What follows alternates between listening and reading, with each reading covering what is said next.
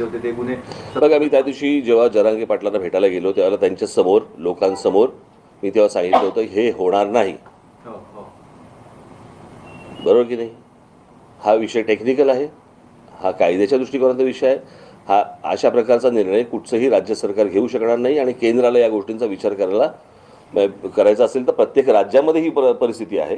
प्रत्येक राज्यामध्ये हे कसं करणार आहेत त्याच्यासाठी तुम्हाला सुप्रीम कोर्टामध्ये जायला लागेल, त्याच्यासाठी विशेष अधिवेशन बोलवायला लागेल, त्यांना अनेक प्रोसेस आहेत त्याला. ते काही इतकं सोपं नाही आहे. पण जे गेल्या आठवड्यात मला असं वाटतं मराठा समाजातल्या माझ्या बांधवांनी भगिनींनी मला असं वाटतं या गोष्टींचा विचार केला पाहिजे. मागे एकदा तुम्हाला सगळ्यांना तापवले, तुम्ही मोर्चे काढले, सगळेजण तुम्ही आलात, मुंबईमध्ये आलात, सगळ्या ठिकाणी मोर्चे काढले.